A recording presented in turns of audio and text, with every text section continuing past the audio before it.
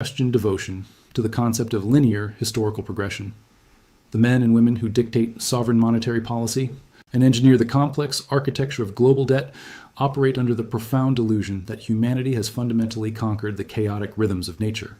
They genuinely believe that through the sheer brilliance of central banking, algorithmic risk management, and endless technological innovation, society can simply trend upward forever on a smooth, uninterrupted trajectory of continuous economic expansion. They view history as a straight line, pointing endlessly toward a utopian horizon of perfectly managed inflation and perpetual fiat liquidity. This linear paradigm is not merely incorrect. It is a manifestation of supreme, historically lethal arrogance. History does not move in a straight line. It moves in a brutal, unforgiving, and mathematically predictable circle. The ancients understood this fundamental truth of human existence.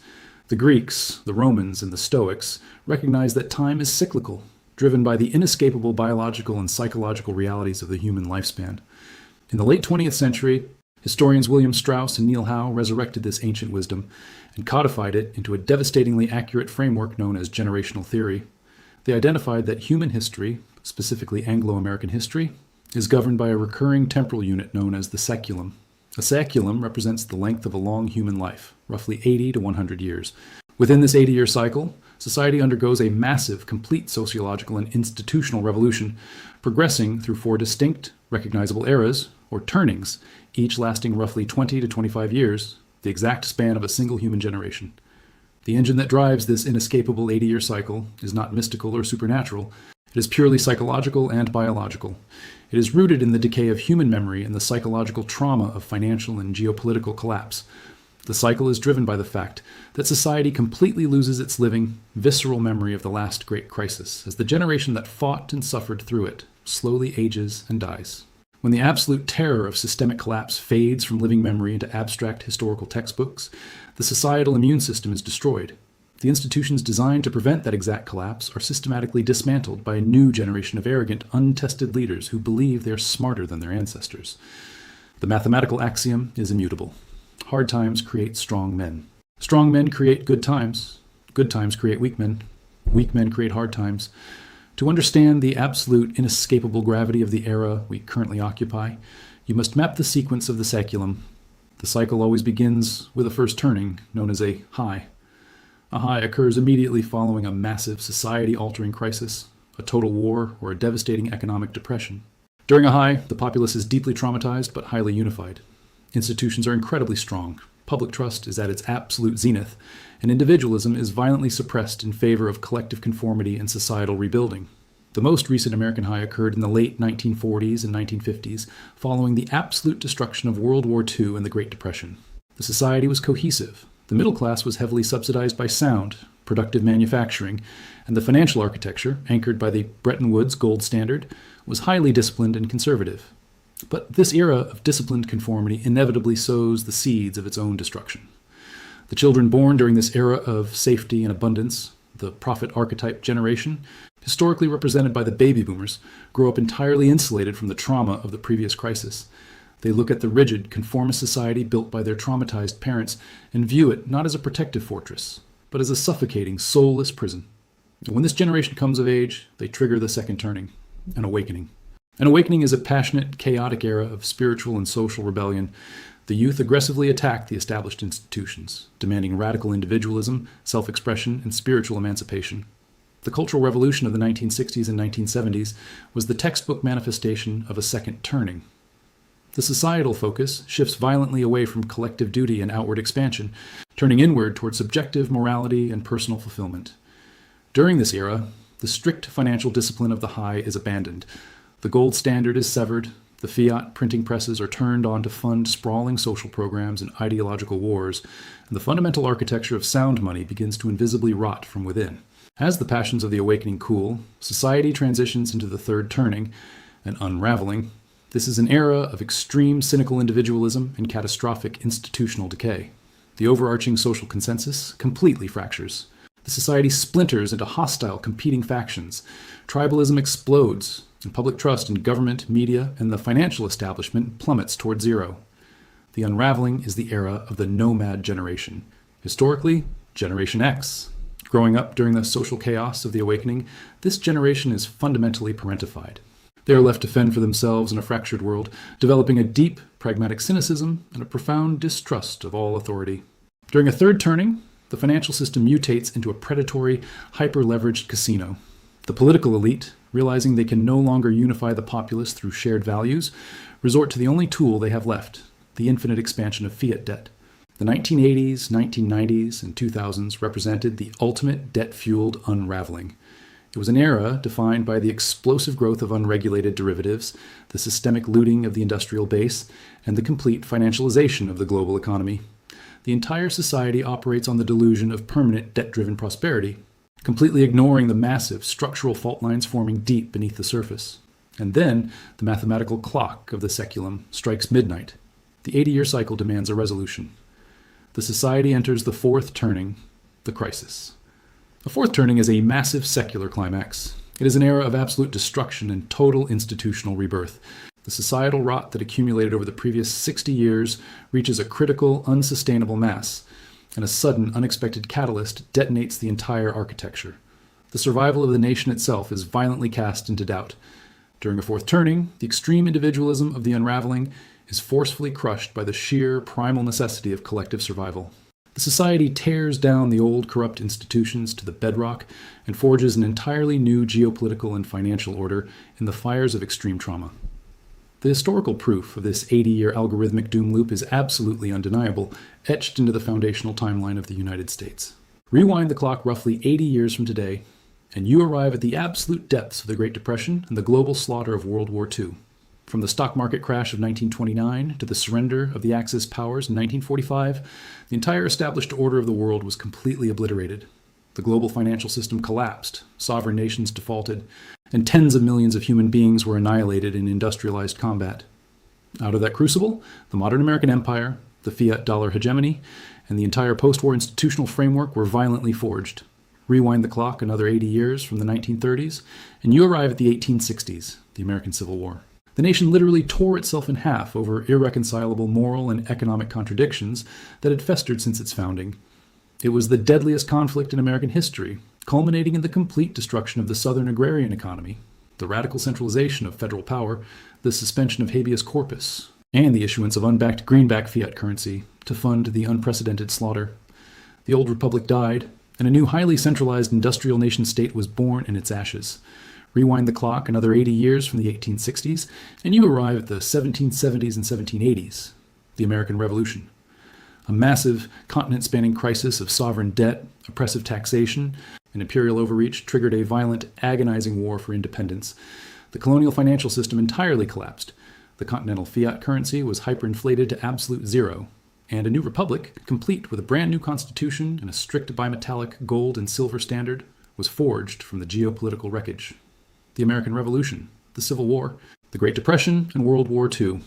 These are not random, isolated historical events. They are the exact mathematical punctuation marks of the seculum. They are the fourth turnings. They are the periods of necessary, violent forest fires that burn away the deadwood of a rotting society, returning the nutrients to the soil to allow a new high to eventually emerge. The modern citizen, insulated by algorithms, digital entertainment, and the illusion of perpetual central bank bailouts, refuses to look at the calendar. They refuse to acknowledge the terrifying, inescapable reality of the math. We are not approaching a fourth turning. We are currently living deep inside of one, and the structural integrity of the global financial, political, and societal architecture has reached its absolute terminal limit. The 80-year grace period has entirely expired.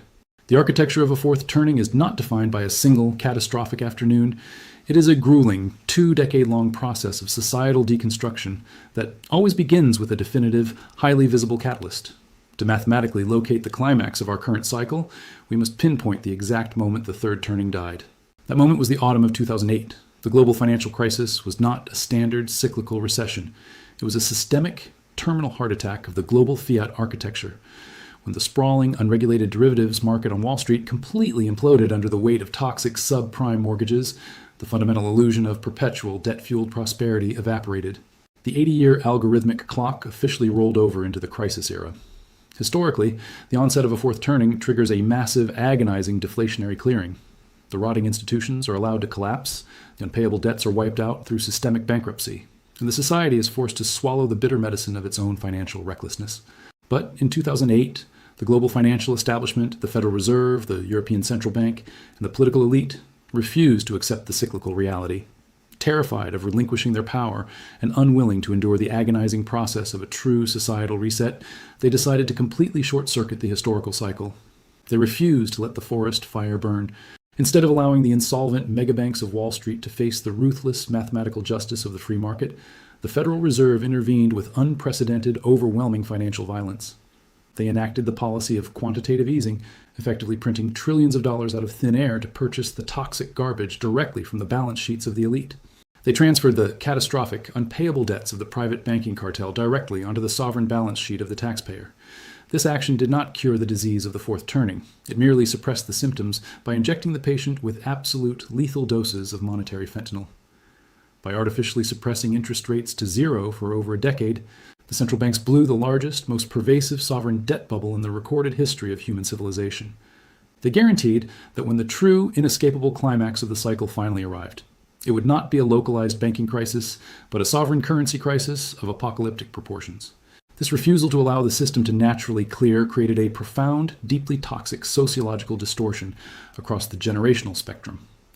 The psychological burden of this artificially extended, decaying empire fell squarely onto the shoulders of Generation X, the nomad archetype of the current cycle.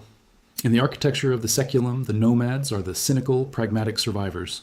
Today, they constitute the middle management of the global economy. They have been forced into a state of profound societal parentification, just as a child in a deeply dysfunctional family is forced to abandon their youth to assume the responsibilities of managing the chaos engineered by reckless, absentee parents. Generation X has been forced to hold together the crumbling, bankrupt infrastructure of a society entirely hollowed out by the ideological indulgence and unrestrained deficit spending of the prophet archetype. The baby boomers. The nomads are exhausted. They are managing the logistics of a decaying empire, burdened with the psychological trauma of knowing the system is mathematically insolvent, yet forced to maintain the illusion of stability for the survival of their own families. While the nomads pragmatically manage the rot, the generation tasked with actively fighting the climax of the fourth turning has come of age. The millennials represent the hero archetype, occupying the exact same historical position as the GI. Generation that physically fought World War II and endured the Great Depression.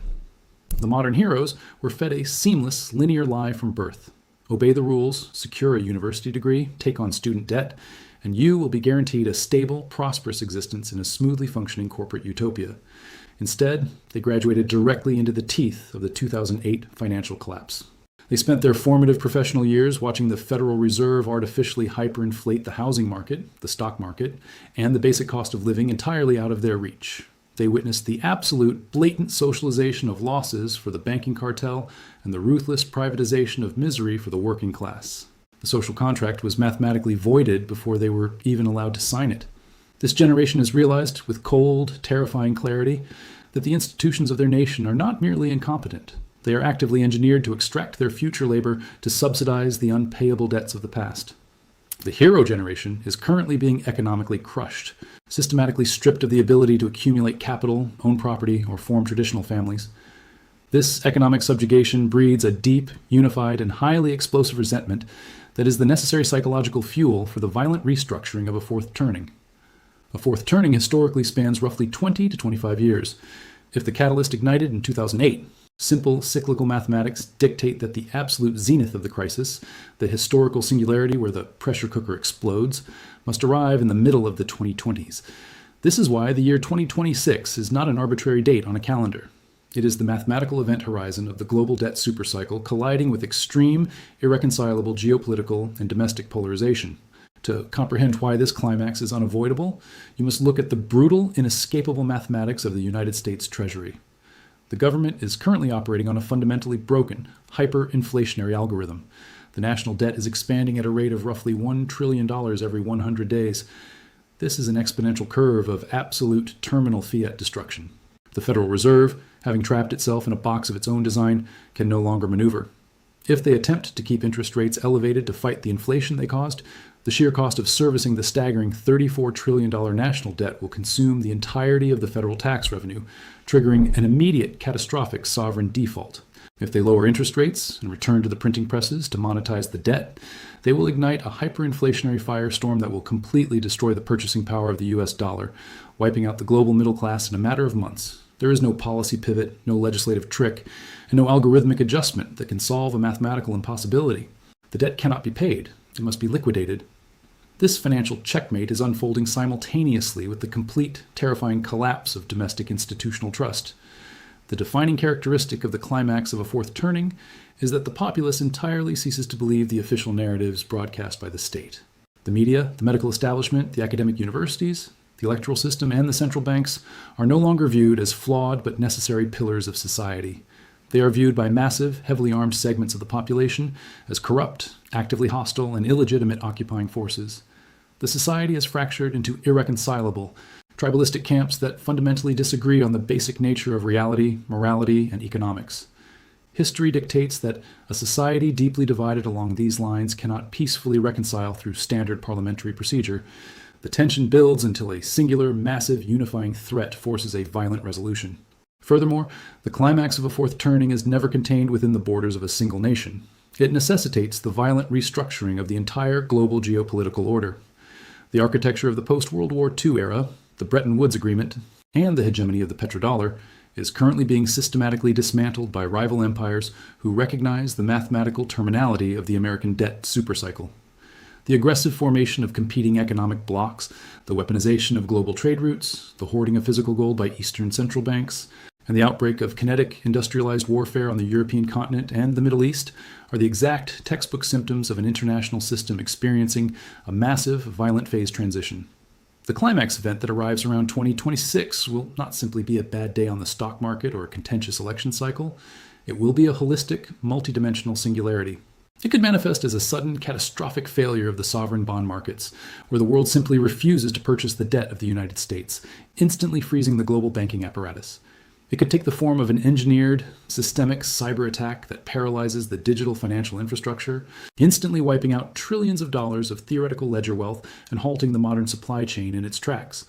Or, as history so often dictates, it could be the sudden, uncontrollable escalation of regional conflicts into a direct, kinetic confrontation between nuclear-armed superpowers, requiring the total, absolute mobilization of the global population and the complete suspension of civil liberties. Whatever the specific manifestation of the catalyst proves to be, the mechanics of the seculum demand that it must be an event so severe, so existentially terrifying, and so universally undeniable that it completely shatters the political gridlock and the cultural narcissism of the unraveling. It must force the fractured factions of society to drop their domestic grievances and unify in the sheer, primal pursuit of collective survival. It is the crucible in which the old, corrupt, deeply indebted world is finally, violently burned to the ground, allowing the survivors to establish a brand new, highly disciplined institutional framework. The transition through this absolute historical bottleneck is the most dangerous, lethal period a society can endure. The institutions that rule the world today will not exist in their current form by the end of this decade. The math is absolute, the psychology is set, and the timeline is entirely unforgiving. When the ultimate climax of the fourth turning arrives, the most dangerous psychological vulnerability of the modern citizen is the deeply ingrained passive expectation of a rescue. For the past 4 decades, every localized financial tremor has been met with immediate, overwhelming central bank intervention. The public has been thoroughly conditioned to believe that the state possesses an infinite capacity to absorb risk, guarantee bank deposits, and algorithmically stabilize the basic functions of daily life. But the defining, terrifying characteristic of a fourth turning climax is that the rescue apparatus itself becomes the epicenter of the collapse. When the sovereign bond market breaks and the fiat currency enters a terminal phase of hyper-debasement, there's no higher authority left to bail out the central banks. The state ceases to be the omnipotent protector and instantly transforms into the most dangerous, desperate predator in the economic ecosystem. As the global debt supercycle shatters, the governments of the industrialized world will not simply declare bankruptcy and step aside. They will fight for their survival with absolute draconian ferocity, utilizing the crisis as the ultimate justification to completely eradicate whatever remnants of financial privacy and individual sovereignty still exist. This terrifying consolidation of power will be deployed under the sanitized, bureaucratic banner of the central bank digital currency, or CBDC. The fourth turning climax is the exact historical window where the legacy fiat system is intentionally demolished to force the populace into a perfectly trackable, perfectly programmable digital panopticon, A CBDC is not merely a digital version of the paper dollar or the euro. It is a weapon of absolute macroeconomic control.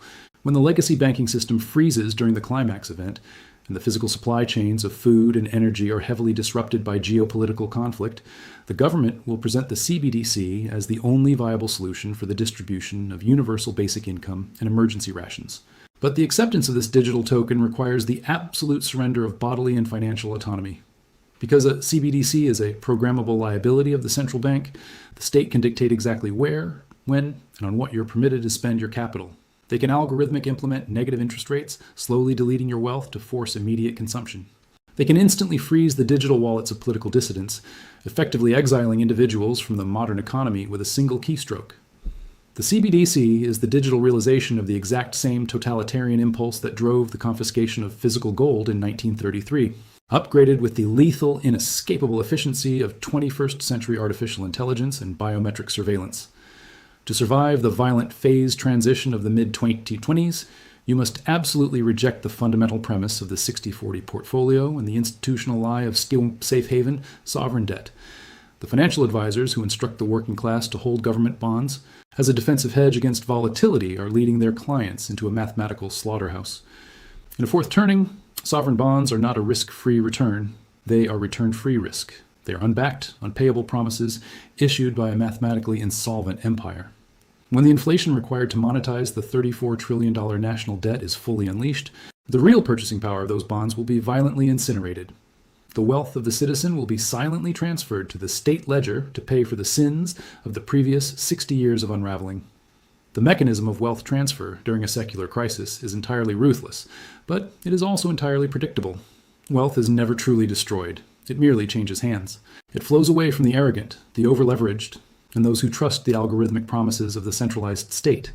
It flows violently toward the prepared, the pragmatic, and those who have anchored their labor in unencumbered physical reality. The generation that successfully navigates the bottleneck of the fourth turning does not do so by attempting to time the stock market or trade options on the volatility.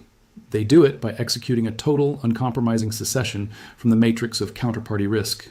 You must systematically identify and eliminate every single vector of dependency you have on the centralized financial apparatus. This begins with the immediate physical accumulation of hard assets. Physical gold and physical silver are the timeless biological imperatives of wealth preservation during the collapse of a seculum. They are the only financial assets on the planet that are not simultaneously the liability of a failing institution. When you hold sovereign minted silver coins in a personal safe, you have successfully insulated a portion of your life energy from the algorithmic doom loop of the Federal Reserve.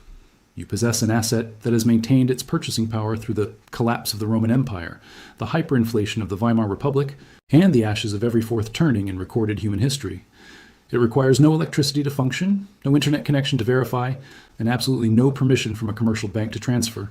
But the sheer magnitude of the 2026 climax requires a defensive architecture that extends beyond physical metallurgy. We are facing a crisis of the digital age, and the ultimate lifeboat must possess the capacity to transport massive amounts of capital across hostile borders and through impenetrable capital controls at the speed of light. That lifeboat is the absolute cryptographic scarcity of Bitcoin. The legacy financial establishment aggressively mocks Bitcoin precisely because it is the mathematical antidote to their parasitic existence. Bitcoin represents the separation of money and state, the most profound revolutionary concept to emerge in the last 500 years of human history. Because the network operates on a decentralized protocol, governed by math rather than the corruptible whims of central bankers, it cannot be inflated, it cannot be censored, and it cannot be bailed out. It is the perfect, unyielding cryptographic fortress designed specifically to withstand the institutional collapse of a fourth turning. However, the absolute critical caveat of this survival strategy is the uncompromising principle of self-custody. Purchasing Bitcoin and leaving it on a centralized cryptocurrency exchange or within a Wall Street ETF is a catastrophic, potentially fatal error. You're simply trading one centralized point of failure for another. If you do not hold the private cryptographic keys to your wealth, you do not own the wealth. You merely own a digital IOU from an entity that will immediately freeze your account the second the sovereign liquidity crisis arrives. To genuinely survive the climax, you must withdraw your digital assets onto a cold storage hardware wallet, taking physical, sovereign control of your private keys. You must become your own central bank, completely immune to the statutory bail-ins and the account freezes that will define the coming financial lockdown. The sociological reality of the Fourth Turning is that it is fundamentally a period of extreme necessary pain. It is the brutal, unforgiving winter of the human cycle. The institutions that are rotting around us, the corrupted media, the captured regulatory agencies, the insolvent banking cartel, cannot be reformed through peaceful legislation or polite debate. They must be allowed to mathematically collapse under the sheer weight of their own leverage and arrogance. But the absolute historical promise of the Strauss-Howe cyclical theory is that the winter does not last forever. The crisis is a bottleneck, not a tomb. Once the unpayable debts have been cleared, the corrupt institutions burn to the bedrock, and the extreme, cynical individualism of the unraveling, replaced by the pragmatic, unified necessity of survival, the society will finally emerge on the other side. The climax of the 2020s will eventually give way to the dawn of a new first turning, a new high. The survivors of this decade, the nomads who managed the collapse and the heroes who fought through it, will become the architects of an entirely new geopolitical and financial paradigm. They will construct new institutions built on the brutal, hard-won lessons of the crisis. The new society will be grounded in absolute mathematical truth, disciplined monetary policy, and a profound collective understanding of the fragility of civilization. Your singular, overriding objective over the next several years is not to save the old system. It is to ensure that you, your family, and your capital survive the transition entirely intact. You must refuse to be the collateral damage of an expiring empire.